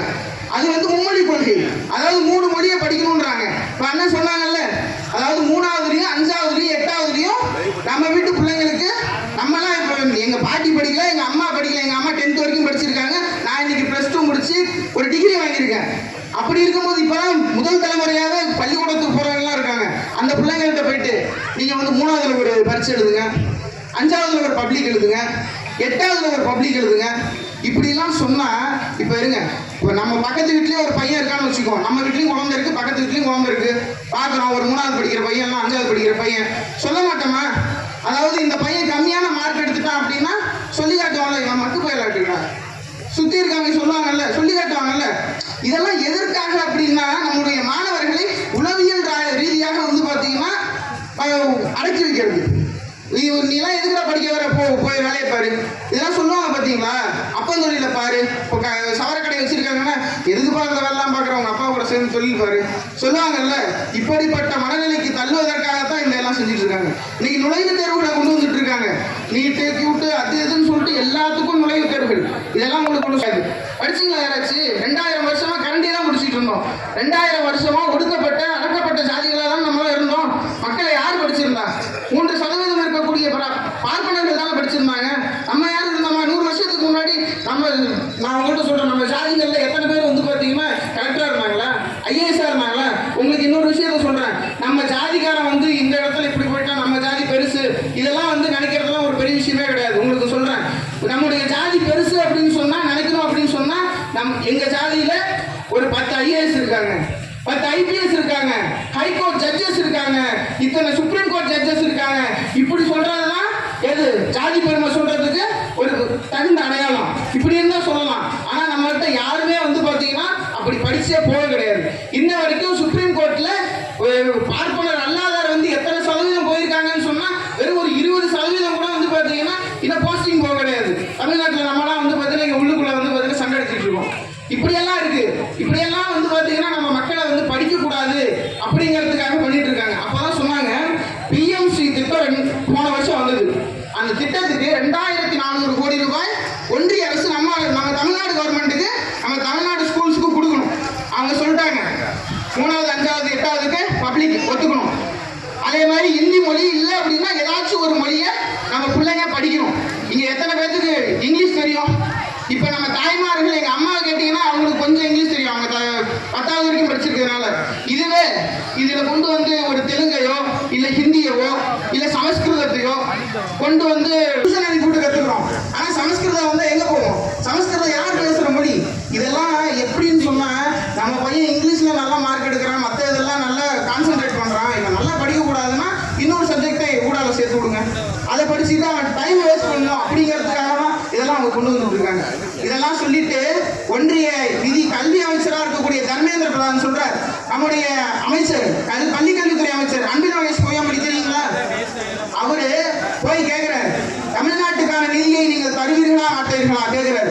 இது ஒரு ஜனநாயக நாடு, எங்களுக்கு வந்து தமிழ்நாட்டு மக்கள் அதை ஏற்றுக்க மாட்டோம், தமிழ்நாட்டினுடைய சட்டமன்றத்தில் நாங்கள் ஒரு மனதா தீர்மானம் நிறைவேற்றிட்டோம், உங்களுக்கு அடிபட முடியாது சொல்றாங்க. அந்த அமைச்சர் சொல்றார், நீங்க பிஎம்ஸ்ரீ திட்டத்தில் கையெழுத்து போட்டீங்க அப்படின்னா அடுத்த அரை மணி நேரத்துல உங்களுக்கான நிதியை நாங்க விடுவிப்போம் அப்படின்னு சொல்றாங்க. உடனே நம்ம பள்ளிக்கல்வித்துறை அமைச்சர் நம்ம அதெல்லாம் முடியாதுன்னு சொல்லிட்டு மறுத்துட்டு வந்துடுறார் சுயமரியாதையோட. இந்த ஆண்டு நிதிநிலை அறிக்கை வருது, பட்ஜெட் தாக்கல் பண்றார் நம்முடைய முதல்வர் முத்துவேல் கருணாநிதி ஸ்டாலின். அவர் இது இப்படி சொல்லிட்டு பாத்தீங்கன்னா ஒரு கனத்த இதயத்தோட அவர் சொல்றார், ஒன்றிய அரசு நம்ம பிள்ளைங்க படிக்கிறதுக்கு நிதி தரல, நீங்க கவலைப்படாதீங்க. அவர் சொல்றார், ஒன்றிய அரசு நிதி தரவில்லை என்றால் என்ன, நான் தருகிறேன் நிதியை, தமிழ்நாட்டு மக்கள் ஏழை எளிய பிள்ளைகள் படிப்பதற்கு பள்ளி கல்வித்துறைக்கான நிதியை 49,000 கோடியை கொடுத்து நம்முடைய பிள்ளைகளை எல்லாம் படிக்க வைத்தது முத்துவேல் கருணாநிதி ஸ்டாலின் அவர்கள். அவர் இதையும் தாண்டி சொன்னார், என்னன்னா நீங்க 2000 கோடி கொடுத்தா என்ன, 10,000 கோடி கொடுத்தாலும் நாங்க மும்மொழி கொள்கையை, அது பிஎம்ஸ்ரீ திட்டத்தை ஒரு நாளும் நாங்கள் ஏற்றுக்க மாட்டோம்னு சொல்லக்கூடிய தெம்பும் திறமும் திராணியும் தைரியமும் இருக்கக்கூடிய இந்தியாவிலே வேறு எந்த முதலமைச்சருக்கும் கிடையாது. நம்முடைய முதல்வர் முத்துவேல் கருணாநிதி ஸ்டாலின் அவர்களுக்கு மட்டும்தான் உண்டு. இதை இன்ன வரைக்கும் இந்தியாவில் வேறு எந்த தலைவர்களும் எதுக்க கிடையாது. இப்படியெல்லாம் வந்து பார்த்தீங்கன்னா நமக்கான எதிர்ப்புகள் ஒரு பக்கம். இப்ப எடப்பாடி பழனிசாமி அவர்கள் செய்து கொண்டிருக்கிறார், இதற்கு பேர் என்ன? பாஜக கூட கூட்டி வச்சுக்கிட்டு இப்படி ஸ்கூலுக்கு நிதி தர மாட்டேங்கிறீங்க, வெள்ளம் வந்து அதுக்கு நிதி தர மாட்டேங்கிறீங்க. இங்க இருந்து ஜிஎஸ்டி நம்ம ஒரு இங்க எங்க துணிக்கடை இருக்கா, ஆனந்தமா துணிக்கடையில் போய் ஒரு 1000 ரூபாய்க்கு நம்ம துணி எடுத்தோம் அப்படின்னா அதுல சுமார் ஒரு 80 ரூபாயாச்சு வரியா நம்ம கட்டிட்டு இருக்கோம். ஜிஎஸ்டி கட்டுறோம்ல, எல்லாம் தீபாவளி பொங்கல்லாம் போயிட்டு எடுக்கிறோம்ல, அது கூட ஜிஎஸ்டியா 1000 ரூபாய்க்கு எடுத்தா கூட 80 ரூபாய்க்கு கட்டுறோம். ஒரு ஸ்வீட் ஒரு 100 ரூபாய்க்கு வாங்கணும்னு சொன்னா அதுல 8 ரூபா வந்து பாத்தீங்கன்னா வரியா போகுது. யாருக்கு? ஒன்றிய அரசுக்கு போகுது. போனா அந்த வரி கரெக்டா திரும்பி வரணும்ல. நம்ம 1 ரூபா, அதாவது 100 ரூபாய் நம்ம வரி கட்டுறோம்னு சொன்னா அதுல இருந்து வெறும் 29 ரூபா, அதுல இருந்து 29 ரூபா தான் நமக்கு வருது. அப்படின்னா இது ஒரு பெரிய வஞ்சகம் இல்லையா? அதனால இன்னைக்கு வந்து 1000 ரூபாய் உங்களுக்கு எல்லாம் கொடுக்குறாங்கன்னு சொன்னா இன்னைக்கு தமிழ்நாட்டினுடைய நிதிச்சுமை அதிகமாக தான் இருக்கு. அவர் மேல பாரத்தை போட்டு உங்களுக்கு எல்லாம் அதெல்லாம் செஞ்சுட்டு இருக்காரு. உங்களுக்கு சொல்லிட்டுங்களா, மற்ற மாநிலங்கள்லாம் பார்த்துட்டு கேள்வி கேட்குறாங்க, என்ன தமிழ்நாட்டில் மட்டும் கல்விக்கு இந்த அளவுக்கு நிதி கொடுக்குறீங்க, ஏன் போயிட்டு வேற ஏதாச்சும் நலத்திட்டங்கள் கொடுங்க, மக்களுக்கு வேற ஏதாவது செய்யுங்க அப்படின்றாங்க. உங்களுக்கு ஒன்று சொல்றேன், நம்முடைய முதலமைச்சர் சொன்னார், நாங்க பள்ளி கல்வித்துறைக்கு கல்லூரி மாணவர்களுக்கெல்லாம் செய்யறோம் பாத்தீங்களா, இது இவ்வளவு காசு செலவு பண்றதுங்கிறது, மாணவர்களுக்கு செலவு பண்றதுங்கிறது இது வந்து செலவு கிடையாது, இது எங்களுடைய முதலீடு, எங்களுடைய மூலதனம். இன்னைக்கு எங்க வீட்டு பசங்க எல்லாம் ஏழை எளிய பிள்ளைகள் படிச்சாங்கன்னு சொன்னா இன்னும் 5 வருஷம் கழிச்சு அவங்க வெளிநாடுகளுக்கு வேலைக்கு போவாங்க. பெரிய பெரிய இன்ஜினியர்ஸா, டாக்டர்ஸா, தொழில் முனைவோர்களா எல்லாம் பெரிய ஆளா வந்து இந்த நாட்டுக்கு சொத்தை சேர்த்து கொடுப்பார்கள், பெருமை தேடி தருவார்கள். அதனால ஏழை பிள்ளைகளுக்கு நான் நிதியை கொட்டி கொடுப்பேன் அப்படின்னு சொல்லிட்டு செய்யக்கூடிய நம்ம முதலமைச்சர். இதையெல்லாம் தாண்டி இப்ப இங்க வந்திருக்கவங்க எல்லாத்துக்கும் பயனடையக்கூடிய ஒரு விஷயம், ரொம்ப எமோஷனலான ஒரு விஷயம் உங்கள்கிட்ட சொல்றேன். இந்த திட்டத்தை வந்து இப்ப உடனே காசுலாம் கொடுத்துட்றாங்க. இங்க யாரோட சொந்தத்திலேயாச்சும் இல்லைன்னா உங்க இதுலயே அப்பா அம்மா இல்லாத பிள்ளைங்க இருக்காங்களா? ஸ்கூல் போற பிள்ளைங்க இருப்பாங்க. இல்ல அப்படின்னா அப்பா இல்ல அம்மா 2 பேர்த்துல யாராச்சும் ஒருத்தவங்க இல்லாத பிள்ளைங்க இருக்காங்கல்ல, அதாவது பள்ளிக்கூடம் போகக்கூடிய பிள்ளைங்க. அப்படியாப்பட்ட பிள்ளைங்களுக்குலாம் நம்முடைய முதலமைச்சர் ஒரு அருமையான திட்டத்தை கொண்டு வந்திருக்காரு. இனிமே அவங்க சொந்தத்துல கூட யாராச்சும் இறந்துட்டாங்க, பிள்ளைங்க பாவம் தாய் இல்லாத பிள்ளையா நிக்குது, யாரும் பார்த்துக்கிறதுக்கு ஆள் இல்லை அப்படின்னு சொல்லக்கூடாதுங்கிறதுக்காக நம்ம முதலமைச்சர் அப்பா அம்மா இல்லாத பிள்ளைங்களுக்கு எத்தனை பிள்ளைங்களா இருந்தாலும் சரி, 4 பிள்ளைங்க இருந்தா கூட அனாதையா நிக்குது, ஆதரவற்று இருக்காங்கன்னு சொன்னா அந்த பிள்ளைங்க ஏங்கி போயிடும்ல. அப்பா அம்மா இருந்தா எடுத்து செய்வாங்க, காசு கொடுப்பாங்க, எல்லாம் செய்வாங்க. ஆனா நம்ம முதலமைச்சர் அதை வந்து பாத்தீங்கன்னா உணர்ந்து அவர் இந்த திட்டத்தை கொண்டு வந்திருக்காரு. எத்தனை பிள்ளைங்களா இருந்தாலும் அப்பா அம்மா இல்லைன்னு சொன்னா மாசத்துக்கு 4000 ரூபாய் ஒவ்வொரு பிள்ளைங்களோட வங்கி கணக்குலையும் போடுறாங்க இன்னைக்கு. இதெல்லாம் அந்த பிள்ளைங்களுக்கு ரொம்ப உதவியா இருக்கும் இல்லைங்களா? மாசத்துக்கு 4000 ரூபாய் சொந்தக்காரர் கொடுப்பாங்களா? இல்ல அத்தை மாமா சித்தின்னு ஏதோ எடுத்து வச்சு வேணா வளர்க்கலாமே தவிர இவ்வளவும் செய்ய முடியுமா? முடியாது. அதே மாதிரி இப்ப மனைவி இருக்காங்க, கணவர் இறந்துட்டாரு, பிள்ளைங்கெல்லாம் ஸ்கூல் போறாங்க அப்படின்னு சொன்னா அவங்களுக்கு வந்து பாத்தீங்கன்னா வருமானமே அவங்க அப்பா தான் கொண்டு வந்து கொடுப்பாரு, கணவன் தான் கொடுக்கணும். சரிதாங்களே? அப்படின்னு அப்பா இல்லாத இடத்துல அந்த பிள்ளைங்க வெம்பி பெறக்கூடாது இல்ல. பாவம் அந்த ஒத்த பிள்ளை எப்படி எல்லாத்தையும் இந்த 2 பிள்ளைங்களை வச்சு சமாளிக்க முடியல. அதனால நம்முடைய முதலமைச்சர் அப்பா அம்மால யாராச்சும் ஒருத்தர் இல்லாத பிள்ளைங்களுக்கு மாசம் 2000 ரூபாய் அந்த பிள்ளைங்களுக்கு 18 வயசு ஆகிற வரைக்கும் கொடுக்க சொல்லியிருக்காரு, கொடுத்துக்கிட்டு இருக்காங்க. உங்க சொந்தக்காரங்க யாராச்சும் அப்படி இருந்தாங்கன்னு சொன்னா தயவு செஞ்சு போய் கலெக்டர் ஆபீஸ்ல மனு எழுதி கொடுத்து சமூக பாதுகாப்பு திட்டம் அப்படின்னு சொல்லிட்டு ஆபீஸ்லாம் இருக்கு. இப்போ கூட நம்ம 15ஆம் தேதி இப்ப நேரத்துல இருந்து உங்களுடன் ஸ்டாலின் சொல்லிட்டு நம்முடைய முதலமைச்சர் இந்த முகாம்கள்லாம் வந்து பாத்தீங்கன்னா அமைக்க சொல்லியிருக்காங்க, குறைதீர்ப்பு முகாம்கள் எல்லாத்தையும். இங்க கூட எங்க ஊர்லாம் ஒரு பெரிய சண்டை சொல்றேன். என்னன்னா மாமியார் வந்து பாத்தீங்கன்னா 60 வயசு ஆயிடுச்சு அந்த அம்மாவுக்கு. அவங்க வந்து பென்ஷன் வாங்குறாங்க, 1200 ரூபா வாங்குறீங்களா? யாரும் சொல்றது கேளுங்க, 1200 ரூபா வாங்குறாங்களா? மருமக, அந்த அம்மாவுக்கு 3 மருமக, மூத்த மருமக வீட்டு ரேஷன் கார்டில் தான் இந்த அம்மா பேர் இருக்கு. அதனால மீதி இருக்க 2 மருமகளுக்கு 1000 ரூபாய் காசு வந்துருது, உரிமை தொகை வந்துருது. இப்ப என்னன்னா மூத்த மருமக அது பொறுமை போய் இழந்துட்டு இருக்கு. ஐயோ, மாமியாருக்கு 1200 ரூபாய் வருது, குழந்தைய 2 பேர்த்துக்கு 1000 வருது, நமக்கு 1000 ரூபாய் வரலையே, எல்லாம் வாங்குறாங்களே அப்படின்னு சொல்லிட்டு ஒரு ஆதங்கம் நம்ம இருந்தது. நம்ம முதலமைச்சர் அதெல்லாம் பார்த்துட்டு தான் சொல்லியிருக்காரு, அவங்களும் ஏழையா தான் இருக்காங்க. அப்படின்னா இனிமே இங்க யாரும் மாமியார் மருமகளா வந்திருக்கீங்களா? யாராச்சும் கூட்டத்துக்கு வந்திருக்கீங்கன்னு நினைக்கிறதா இருக்காங்க உங்களுக்கு. அப்படின்னா இனிமே உங்களுக்கும் வந்து பாத்தீங்கன்னா மகளிர் உரிமை தொகை இந்த 15ஆம் தேதியில இருந்து கொடுக்க சொல்லியிருக்காங்க. மறக்காம போயிட்டு அப்ளை பண்ணிக்கிங்க. உங்களுக்கும் இனிமே மகளிர் உரிமை தொகை கொடுக்கப்படும். இதை வந்து நம்ம முதலமைச்சர் சொல்லியிருக்காரு. அது மட்டும் இல்லாமல் பார்த்தீங்கன்னா சொத்து பிரிப்புல இருந்து ஒரு பத்திர ஆவணங்கள் ஏதாவது சர்டிஃபிகேட் வரல அப்படின்ற அந்த பிரச்சனைகளுக்கும் வந்து பார்த்தீங்கன்னா தீர்வு காண்ற விதமாக இந்த 15ஆம் தேதியிலேருந்து நாங்கள் யார் பொறுப்பாளர் இங்கே இருக்கக்கூடிய அமைப்பாளர்கள்லாம் நீங்கள் பார்த்தீங்கன்னா கேட்டிங்கன்னா சொல்லுவாங்க, எங்கள் தமிழ்நாடு முழுக்க 10,000 இடத்துல நடக்குது. உங்கள் குறைகளுக்கான தீர்வை 45 நாளில் வந்து பார்த்தீங்கன்னா கொடுத்துருவாங்க. எப்படியா இருந்தாலும் யார் யாரெல்லாம் வரலையோ அவங்களாம் அப்ளை பண்ணீங்கன்னா நிச்சயமாக மகளிர் உரிமை தொகை உங்களுக்கு கிடைக்கும். மற்ற திட்டங்களும் உங்களுக்கு கிடைக்கும். இவ்வளவு சாதனைகளையும் நம்முடைய முதலமைச்சர் செஞ்சுருக்காரு. இப்போ ஆனால் எடப்பாடி பழனிசாமி என்ன செஞ்சுட்டு இருக்காரு? அமித்ஷா காலில் விழுந்து கிடக்கிறாரு. தமிழ்நாட்டை அடமானம் வைக்க பார்க்கிறார். இப்போ நாங்கள் வந்து 4 வருஷம் தான் திமுக ஆட்சியில் இருக்கோம், கரெக்டுங்களா? நாங்கள் என்ன சொல்லி கேட்குறோம் மக்கள்கிட்ட? இத்தனை சாதனைகள் நான் செஞ்சுருக்கோம், உங்களுக்குலாம் இவ்வளோ செஞ்சுருக்கோம்னு சொல்லி கேட்குறோம்ல. 10 வருஷம் தமிழ்நாட்டை ஆண்டிங்களே, உங்கள் சாதனை இல்லையா? வந்து சும்மா வந்துட்டு இதை செஞ்சுட்டீங்க அதை செஞ்சுட்டீங்க குறைய மட்டும் செஞ்சுட்டு இருக்கீங்க. ஆக நம்ம என்றைக்குமே திமுக வந்ததுன்னா பார்த்தீங்கன்னா அவதூறுகளும் இந்த பொய் பரப்புரையும் தான் அதிகமாக வரும். அதனால் நீங்கள்லாம் வந்து பார்த்தீங்கன்னா விழிப்புணர்வோடு இருக்கணும். என் நடிகர்கள் பற்றிலாம் சொன்னாங்கல்ல, விஜய் பற்றிலாம் சொன்னாங்கல்ல, உங்கள்கிட்ட ஒன்று சொல்கிறேன். நம்ம பசங்கள்லாம் இப்போ யார் காலேஜ் படிக்கிற பசங்களாம் இருக்காங்களா? காலேஜ் ஸ்கூலுக்கு படிக்கிற பசங்களாம் உங்களுக்கு இருக்காங்கல்ல, இங்கே கூட யங்ஸ்டர்ஸ் இருக்காங்க.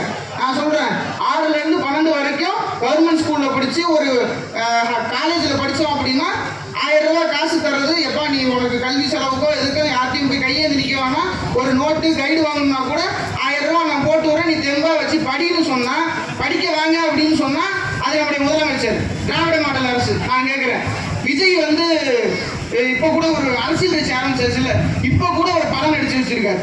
படம் இப்போ அடுத்த வருஷம் வரப்போகுது, ஜனவரி மாதம் வரப்போகுது.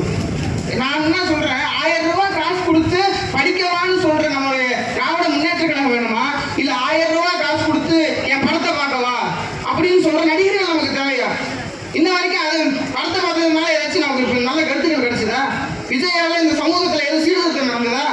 என்ன போய் நடிகர்கள் கூட ஆடிக்கிட்டு இருக்கிறதா சமூக சீர்திருத்தமா? இத்தனை ஆண்டுகள் வச்சு இன்னைக்கு அவருக்கு 50 வயசு ஆயிடுச்சா? இத்தனை நாள் மழை வெள்ளம் வந்தது.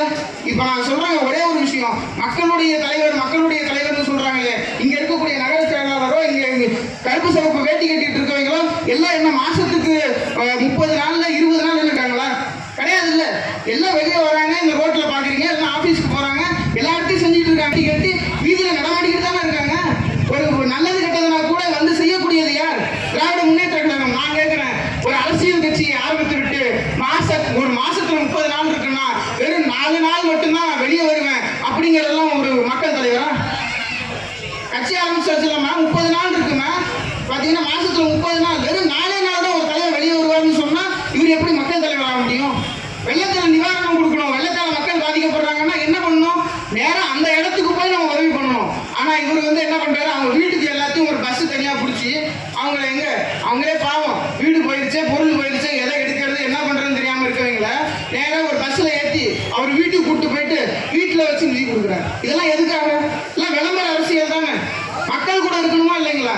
இந்நேரத்துக்கு ஒரு தலைவர்னு சொன்னா தமிழ்நாட்டை சுத்தி வந்திருக்கிறது இல்ல, ஒரு ஆர்ப்பாட்டம் நடத்துறாங்க. இதுவே திமுக இன்னைக்கு தெருமுனை கூட்டம் நடத்துதுன்னு சொன்னா, இன்னைக்கு இளம் பேச்சாளர் வெங்கடேஷ் ஒரு 22 வயசு பையன் ஒரு அரை மணி நேரம் நின்று பேசுறேன், கொள்கைகளை பேசுறேன், சாதனையை பேசுறேன், நாங்க இனிமேல் இதையெல்லாம் செய்ய போறேன்னு பேசுறேன்ல. ஒரு கட்சியோட தலைவரா இருக்கீங்களே, ஒரு 3 நிமிஷம் வந்து பேசிட்டு போறீங்களே, வெக்கமா இல்ல? கண்டிதானே? ஒரு நடிகரை எப்படி எல்லாம் தோன்றிருக்க வேண்டும் என்பதை இனிமேல் நீங்க கத்துக்குங்க. இனிமே எடப்பாடிக்கு ஓட்டு போடுங்க. உங்க வீட்டு பக்கம் யாராச்சும் வந்தாங்கன்னா மோடியோட கூட்டு வச்சிருக்க உங்க கூட ஒரு நாளும் எங்களால் சேர முடியாதுன்னு சொல்லுங்க. நடிகருக்கு ஓட்டு போடணுமா? வாப்பா, மழை வெள்ளத்துக்கு கூட உங்க தலைவர் வீட்டுக்கு தானே வர சொன்னாரு. இதையெல்லாம் கேளுங்க. படம் நடிச்சு எங்களுக்கா கொடுத்தாரு? அவரே தானே வச்சுக்கிட்டாரு. இத்தனை நாள் என்ன செஞ்சுட்டு இருந்தாரு? இன்னைக்கு வந்து பாத்தீங்கன்னா எல்லாத்துக்கும் எல்லா தலைவர்களுடைய படத்துக்கும் வந்து மாலை போடுறாரு. இதெல்லாம் அடுக்குமாமா?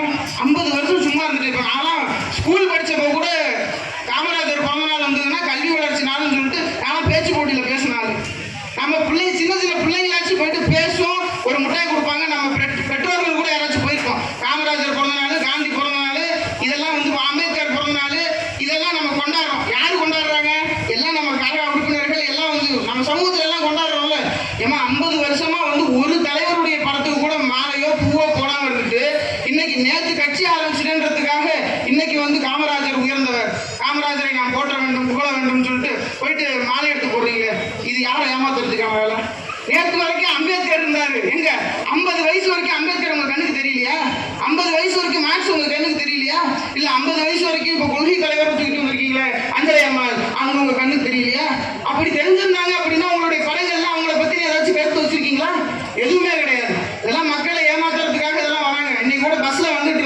ஒரு 10வது படிக்கிற பையன் கேட்டாப்புல, சாரி 9வது படிக்கிற பையன் ஸ்கூல் போயிட்டு வரும்போது, விஜய்லாம் உங்களுக்கு பிடிக்குமாண்ணா அப்படின்னா, ஏன்டா தம்பி கேட்குறேன் அப்படின்னா, இல்லைண்ணா கேட்டா நீங்களாம் ஓட்டு போடுவீங்களா அப்படின்னா, எனக்கு விஜய்லாம் பிடிக்கும்பா, படம்லாம் பார்ப்பேன், ஆனால் ஓட்டுலாம் போட முடியாது. இல்லைண்ணா நீங்கள் இந்த தடவை போடுங்க இதெல்லாம் சொன்னான் அந்த பையன். எது ஸ்கூல் படிக்கிற பிள்ளைங்களை வச்சு அரசியல் நடத்திட்டு இருக்காங்க.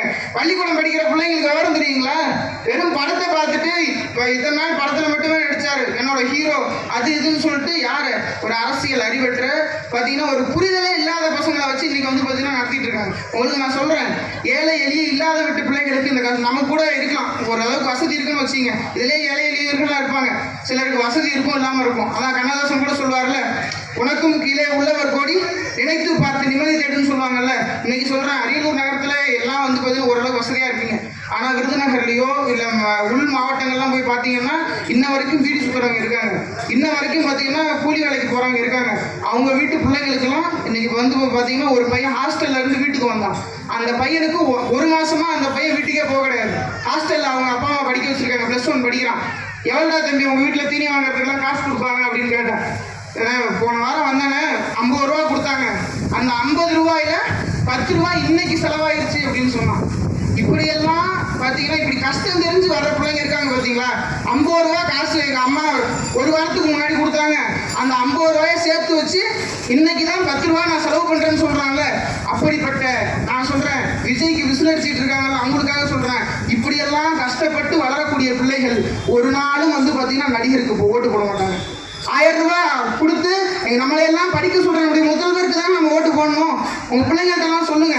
இப்போ இது மட்டும் இல்லாமல் 7.5% இடஒதுக்கீடு, இனிமேல் வந்து பிள்ளைங்களை நம்ம காசு கட்டி படிக்க வைக்கணுமே, நம்மளால முடியுமா அப்படின்லாம் யாரும் நினைச்சு பார்த்துறாதீங்க. ஏன்னா 7.5% இடஒதுக்கீடை கொண்டு வந்து இப்போ தமிழ்நாட்டில் இருக்கக்கூடிய எல்லா படிப்பும் இருக்குல்ல, இன்ஜினியரிங் இருக்கு, MBBS இருக்கு, IIT MIT போன்ற பெரிய பெரிய நிறுவனங்கள்லாம் இருக்குல்ல, நர்சிங் உட்பட, நர்சிங்கு பாராமெடிக்கல் கோர்ஸ் இப்போலாம் கவுன்சிலிங் போட்டிருக்காங்க. இப்போ பார்த்தீங்கன்னா இப்போ இந்த ஜூலை 30ஆம் தேதியிலிருந்து நம்முடைய அமைச்சர் மாசு சொல்லியிருக்காரு, பாராமெடிக்கலுக்கான கவுன்சிலிங் தொடங்குது. ஆக இது எல்லாத்தையும் வந்து பார்த்தீங்கன்னா இந்த எல்லா படிப்புகள்லையும் இப்போ 100 இடம் இருக்குன்னு சொன்னால் அந்த 100 இடத்துல 7.5%, அதாவது ஒரு 8 இடம் வந்து பார்த்தீங்கன்னா நம்ம கவர்மெண்ட் ஸ்கூல் பிள்ளைங்களுக்கு மட்டும்தான், வேற யாரும் அந்த இடத்துல வந்து உட்காந்துட முடியாது. 100 MBBS டாக்டர் ஆகணும்னு சொன்னால் 100 சீட் இருக்குன்னா அந்த 100 சீட்ல 8 சீட், 8 பிள்ளைங்க யாரு வந்து உட்கார முடியும் அப்படின்னா நம்முடைய அரசு பள்ளி மாணவர்கள் தான் உட்கார முடியும். சரி, சீட்டு கிடைச்சிருச்சு, சீட்டு கிடைச்சா மட்டும் போதுமா? அவங்களுக்கு சொல்றேன், அரியலூர்லேயே ஒரு பையன் மதுரையில் பெரிய காலேஜ்னு சொன்னா இன்ஜினியரிங்ல தியாகராஜா காலேஜ், அந்த காலேஜ்ல 7.5% அவங்க அம்மா அப்பா இன்ன வரைக்கும் கூலி வேலை தான் செய்யறாங்க. 7.5% அந்த பையனுக்கு சீட்டு கிடைச்சிருச்சு. ஆனா வந்து பாத்தீங்கன்னா அந்த காலேஜ்ல படிச்சு 1 வருஷம் படிக்கணும்னா 2 லட்சம் ரூபாய் தேவை. இன்னைக்கு ஒரு MBBS பிரைவேட் காலேஜ்ல படிக்கணும், தனலட்சுமி சீனிவாசன்லயோ இல்ல வெளியே வேற காலேஜஸ்லயோ படிக்கணும்னு சொன்னா 2 லட்சம் ரூபாய் தேவை. சரிதானுங்களே? ஆனா இப்ப எப்படி எப்படின்னா கவர்மெண்ட் ஸ்கூல்ல இருந்து போற பிள்ளைங்க எப்படி இவங்களே படிக்க வைக்க முடியாதுன்றதுனால பணம் கட்டி படிக்க முடியாதுன்றதுக்காக தான் கவர்மெண்ட் ஸ்கூல்ல படிக்க வைக்கிறாங்க. அங்கேயும் போயிட்டு 2 லட்சம் ரூபாய் கட்டணும் முடியாது இல்ல, நம்ம முதலமைச்சர் தான் பார்த்தார். அப்படி வரக்கூடிய மாணவர்கள் 7.5% வரக்கூடிய மாணவர்கள் எல்லாத்துக்கான hostel fees, mess fees, exam fees, tuition fees, ஒரு பிள்ளைய நம்ம காலேஜில் சேர்த்து விட்டா ஒரு பைசா கூட கட்ட தேவையில்ல, அனைத்து செலவையும் தமிழ்நாடு அரசாங்கமே ஏற்றுக்கொள்ளும் என்று சொல்லி ஏழை எளிய விட்டு பிள்ளைகளை படிக்க வைத்துக் கொண்டிருப்பவர் நம்முடைய முத்துவேல் கருணாநிதி ஸ்டாலின். இவ்வளவு செஞ்சிருக்காங்கல்ல. எது கவர்மெண்ட் ஸ்கூல் பிள்ளைங்க இன்னைக்கு போயிட்டு ஒரு சென்னை MMC காலேஜ்லயோ இன்னைக்கு வந்து பார்த்தீங்கன்னா நம்ம அரியலூர் மருத்துவக் கல்லூரியில் இப்போ நம்ம ஊரில் படித்தா நம்ம கவர்மெண்ட் ஸ்கூலில் இல்லாத கஷ்டப்படுற குடும்பத்திலேருந்து ஒரு பிள்ளை போயிட்டு MBBS படிக்குதுன்னு சொன்னால் நமக்கு மனசுக்கு எப்படி இருக்கும்? நல்லா இருக்கும் தானே? இப்படி எல்லாம் வந்து பார்த்தீங்கன்னா நம்ம முதலமைச்சர் படிக்க வைக்கிறார். அந்த படிக்க வைக்கக்கூடிய அந்த 7.5% திட்டத்தில் படிக்கக்கூடிய எந்த மாணவர்களும் எடப்பாடிக்கோ இல்லை விஜய்க்கோ போயிட்டு ஒரு நாளும் வாக்களிக்க கூடாது, வாக்களிக்க மாட்டார்கள். ஏன்னா அவங்க கஷ்டம் இருந்த பிள்ளைங்க. இனிமேல் உங்க பிள்ளைங்களுக்கெல்லாம் போய் இருந்தீங்க அப்படின்னா போய் கஷ்டத்தை சொல்லி வளருங்க. எப்படியெல்லாம் இந்த அரசாங்கம் நமக்கு கை தூக்கி விடுறாங்கிறதெல்லாம் சொல்லுங்க. சரி, ரொம்ப நேரம் ஆயிடுச்சுன்னு நினைக்கிறேன். குளிர் தான் எல்லாத்துக்கும். சரி, இப்போ நம்ம சாதனைகளும் நம்ம வந்து பார்த்தீங்கன்னா செஞ்சுருக்கோம். சரிங்களா? தாய்மார்களுக்கெல்லாம் அருமை தெரியும். இத்தனை வருடங்கள் நம்ம வந்து பார்த்தீங்கன்னா பட்ட கஷ்டம்லாம் போகட்டும். இத்தனை வருஷம் எல்லாத்துக்கும் நம்ம முதலமைச்சர் எல்லா திட்டங்களும் செஞ்சால், நம்முடைய கலைஞர் எல்லாம் எல்லா ஆட்சியும் செஞ்சாங்கல்ல, பேரறிஞர் அண்ணாலாம் செஞ்சாங்க.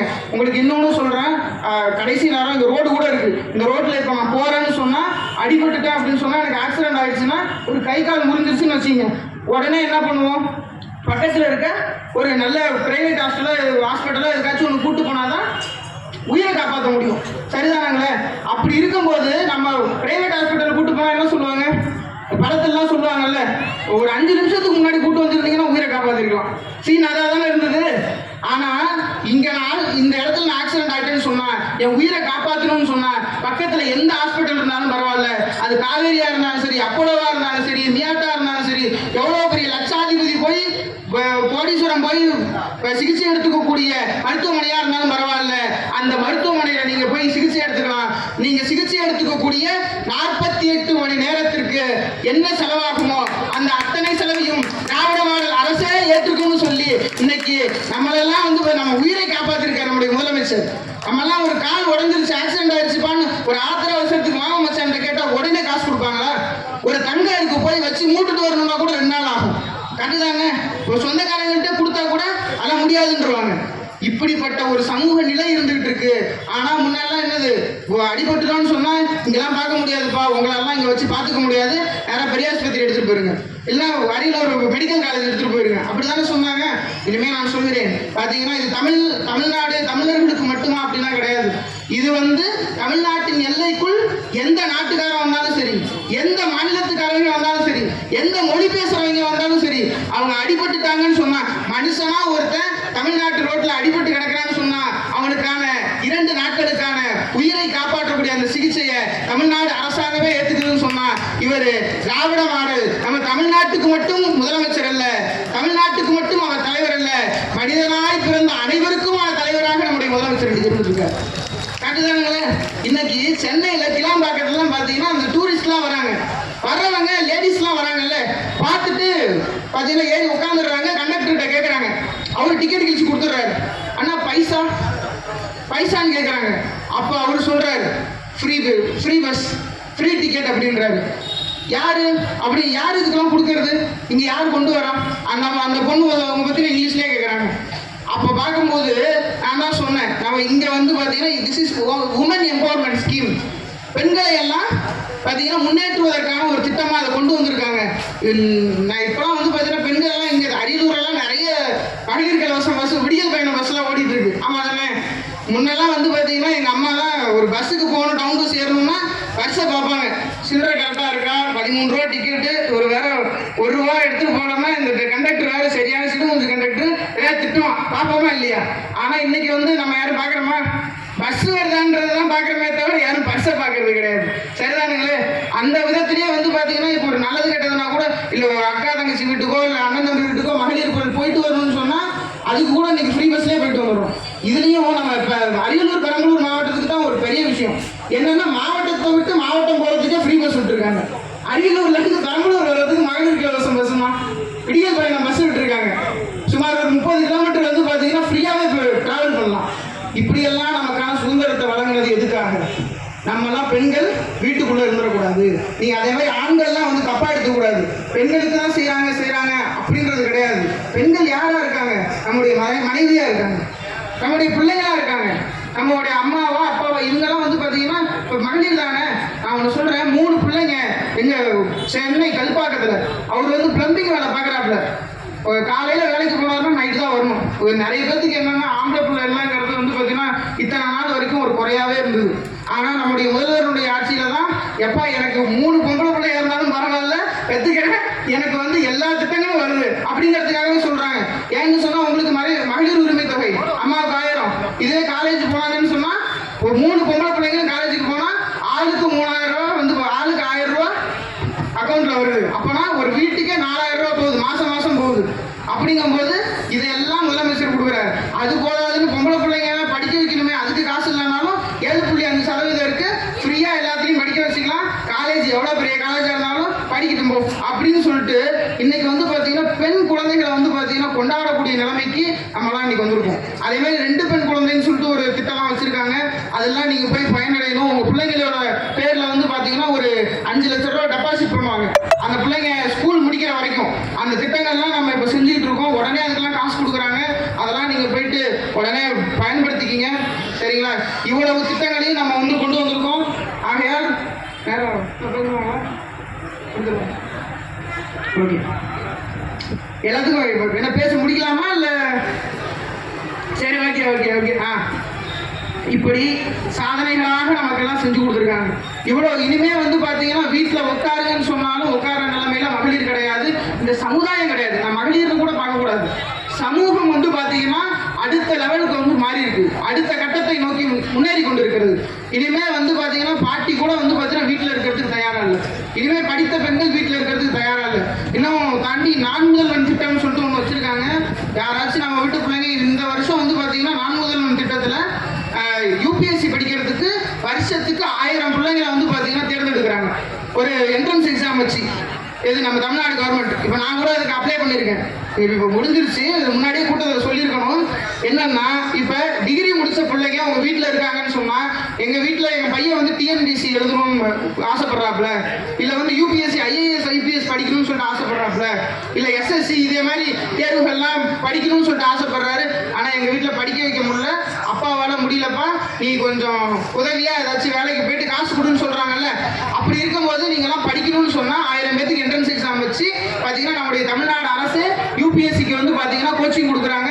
தங்குற இடம், சாப்பாடு, படிக்கக்கூடிய மெட்டீரியல்ஸ் புத்தகம் எல்லாமே வந்து பார்த்தீங்கன்னா அரசாங்கமே கொடுத்து ஒரு வருஷத்துக்கு அவங்களே வந்து பார்த்தீங்கன்னா படிக்க வச்சு இந்த 4 வருஷம், இந்த 3 வருஷத்தில் வந்து பார்த்தீங்கன்னா வரலாற்றிலே இல்லாத அளவுக்கு நம்ம தமிழ்நாட்டில் இருந்து சுமார் 164 பேர் வந்து பார்த்தீங்கன்னா இன்னைக்கு ஐஏஎஸ் ஆகும் ஐபிஎஸ் ஆகும் ஆயிருக்காங்கன்னு சொன்னால் அதுக்கு காரணம் நம்முடைய முதல்வர் தான். இதனை போன்று பல்வேறு திட்டங்கள். உங்களுக்கு தாட்கோல வந்து பார்த்தீங்கன்னா லோன் கொடுக்குறாங்க. எதுக்கு? மகளிரோட பேரில் இப்போ உங்கள் பெண்கள்லாம் இருக்கீங்கல்ல, உங்கள் பேரில் ஒரு 5 ஏக்கர் நிலம் வாங்க போறீங்க, இல்லை ஒரு 10 லட்சத்துக்கு நிலம் வாங்குறீங்கன்னு வச்சுக்கோங்க. அதில் வந்து பார்த்தீங்கன்னா 50% உங்களுக்குலாம் மானியம் கொடுக்குறாங்க. இனிமேல் இடம் யாராச்சும் வாங்காம இருந்தீங்கன்னா போய் வாங்கிருங்க பெண்கள் பேரில். அதனால இவ்வளவு திட்டங்களையும் நம்முடைய முதலமைச்சர் அவங்க செஞ்சுட்டு இருக்காங்க. பார்த்தீங்கன்னா அடுத்த கட்டத்தை நோக்கி கல்வி வளர்ச்சி போயிட்டு இருக்கு, பொருளாதார வளர்ச்சி போயிட்டு இருக்கு. இன்னைக்கு இந்தியாவிலே பொருளாதாரத்தில் முன்னணி மாநிலமா யார் இருக்காங்கன்னு சொன்னா தமிழ்நாடு இருக்கு. சுமார் 9.6% வளர்ச்சியில வந்து பொருளாதார வளர்ச்சியை நோக்கி நம்ம போயிட்டு இருக்கோம். அது மட்டும் இல்லாம தமிழ்நாட்டில் தான் ஏகப்பட்ட தொழில் நிறுவனங்கள் வந்துட்டு இருக்காங்க. தொழில் நிறுவனம் இப்போ பெரம்பலூர் கூட வந்து பார்த்தீங்கன்னா சிப்காட் வந்துருச்சு. இப்போ நம்ம ஜெயங்கொண்டத்தில் கூட வந்து பார்த்தீங்கன்னா ஒரு சிப்காட்டுக்கு முதலமைச்சர் அடிக்கல் நாட்டியிருக்காரு. உங்களுக்கு சொல்லிட்டுங்களா, பெரம்பலூர்ல அது வந்து ஒரு எம்என்சி கம்பெனி, ஒரு பிரபலமான உலக அளவில் பிரபலம் பெற்ற ஒரு செருப்பு தயாரிக்கக்கூடிய கம்பெனி. அந்த கம்பெனி வந்து நம்ம எறையூர் சக்கரால பக்கத்தில் கொண்டு வந்திருக்காங்க. அதுல வேலை பார்க்குறவங்க யாருன்னு சொன்னா அங்க சுத்தி இருப்பாங்க பார்த்தீங்களா, ஒரு 4-5 ஊர் மக்கள். அவங்க தான் வந்து பார்த்தீங்கன்னா அங்கே வேலைக்கு போயிட்டு இருக்காங்க. முழுக்க ஒரு பன்னாட்டு கம்பெனி இன்னைக்கு வந்து ஒரு நல்ல சம்பளம் கொடுத்து சுத்துப்பட்டு ஊருக்காரங்களுக்கெல்லாம் வேலை கொடுக்குறாங்கன்னு சொன்னா இன்னைக்கு வந்து பொருளாதார ரீதியிலே நம்மளை வந்து பார்த்தீங்கன்னா ஒரு உந்தி தள்ளுறாங்க. எது? ஒரு கட்டமைப்புகளை வந்து பார்த்தீங்கன்னா வலுப்படுத்திருக்காங்க. வேலை வாய்ப்புகளை கூட்டணும்னு சொன்னால் இண்டஸ்ட்ரீஸ் தேவை. இப்போ நான் பிஇ சிவில் இன்ஜினியரிங் முடிச்சிருக்கேன் அப்படின்னா இப்போ நான் ஒரு கம்பெனிக்கு போகணும் அப்படின்னா கம்பெனி இருக்கணும் முதல்ல. அப்படி பார்த்தா இன்னைக்கு வந்து பார்த்தீங்கன்னா இன்னைக்கு எலக்ட்ரிக் வாகனங்கள்லாம் நிறைய பார்க்குறோமா. இப்போ பெட்ரோல் டீசல்லாம் விலையேற்றிட்டாரு மோடி. எது? லிட்டர் 50 ரூபாய்க்கு கொண்டு வரணும்னு சொல்லிட்டு 101 ரூபா மொழி வச்ச மாதிரி ஏதோ விசேஷத்துக்கு போனால் மொழி வைப்போம் பார்த்தீங்களா. அதே மாதிரி நானும் பார்க்குறேன் இந்த 2 வருஷமா 100 ரூபாய்க்கு மேலே போன பெட்ரோல் விலை கம்மியா ஆகல. அது யாரு வீட்டு விசேஷத்துக்கு போன வச்சானோ தெரியல, 101 அதுக்கு கீழே கம்மியா ஆகல பெட்ரோல் விலைலாம். ஆகையால இப்ப வந்து எல்லாம் ஆல்டர்னேட்டிவ். எதுக்கு போறோம்? சுற்றுச்சூழலுக்கு மாசுபடாம இருக்கணும்னா கார்பன் புகையெல்லாம் போகுதுல்ல, அதெல்லாம் வராம இருக்கணும்னா ஈவிக்கு மாறணும், எலக்ட்ரிக் வெஹிக்கிள்ஸுக்கு மாறணும், எலக்ட்ரிக் ஸ்கூட்டருக்கு மாறணும், எலக்ட்ரிக் பஸ்ஸஸ்க்கு மாறணும். அப்புறம் அதுக்கான உற்பத்தி வந்து இந்தியாவில் எங்க இருக்கு? வாங்கணும்ல, நம்ம நாட்டிலே வெளிநாட்டில இருந்து வாங்கணும்னா அதுக்கான செலவு வந்து அதிகம்.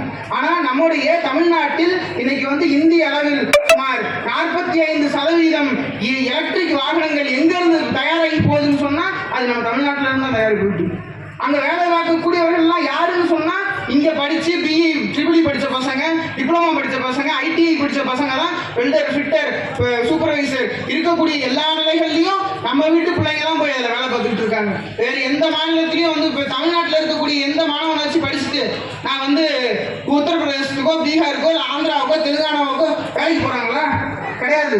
இந்த அரியலூரை விட்டுருங்க, மதுரை ரயில்வே ஸ்டேஷன்லாம் பார்த்தீங்கன்னா ஃபுல்லாக வந்து பார்த்தீங்கன்னா வட மாநிலத்தவர்கள் தான் வந்து பார்த்தீங்கன்னா உட்காந்துருக்காங்க. பாவம். இப்போ சின்ன சின்ன குழந்தைங்களாம் இருக்காங்கல்ல, நம்ம வீட்டு பிள்ளைங்க, நம்ம சொந்தக்கார வீட்டு பிள்ளைங்கன்னா எல்லாம் எடுத்து கொஞ்சம் பார்த்தீங்களா அந்த வடமாநிலத்து தொழிலாளர்கள் அவங்களோட பிள்ளைங்கள்லாம் பார்த்துருக்கீங்களா? நல்லா சேர்த்து விட்டு பிள்ளைங்க நாட்டம் நல்லா அழகாக இருக்கும். ஆனால் அந்த பிள்ளைங்க என்ன எப்படி இருக்கும்? கிழிஞ்ச துணியோட கொஞ்சம் அழுக்கா பார்த்தீங்கன்னா தெருவில் விளையாண்டுட்டு இருக்கும். எங்கேயாச்சும் குடிசை போட்டிருப்பாங்க, எங்கேயாச்சும் அப்படிலாம் வாழக்கூடியவங்களாம் இருக்காங்க. இப்படியெல்லாம் இருக்கும். ஆனால் நம்ம வீட்டு பிள்ளைங்களுக்கு இன்னைக்கு திட்டம் கொண்டு வந்துட்டாங்களா? அதாவது இங்கே வந்து இந்த அரசியல் கட்சிகளும் சரி, இப்போ இருக்கக்கூடிய எடப்பாடி பழனிசாமியாக இருந்தாலும், புதுசாக வந்திருக்க நடிகராக இருந்தாலும், அவரெல்லாம் மாநாடு நடத்தி சொன்னார், 1000 ரூபாய் காசு கொடுத்து பெண்களை என்ன நீங்கள் அவமானப்படுத்த பார்க்குறீங்களா சொல்கிறாங்க. ஃப்ரீ பஸ் விட்டுட்டா இது என்ன பெரிய விஷயமா அப்படின்னு பேசுகிறாங்க. இதெல்லாம் எதோட அறிகுறி?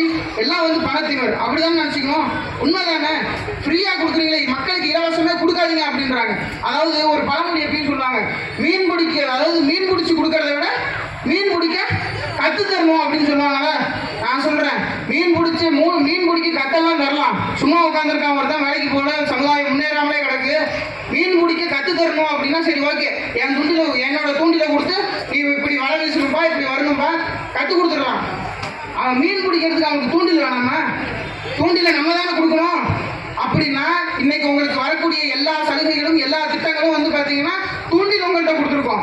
நீங்கள் இனிமே வந்து பார்த்தீங்கன்னா 1000 ரூபாய் உங்களுக்கு தூண்டில் தான்.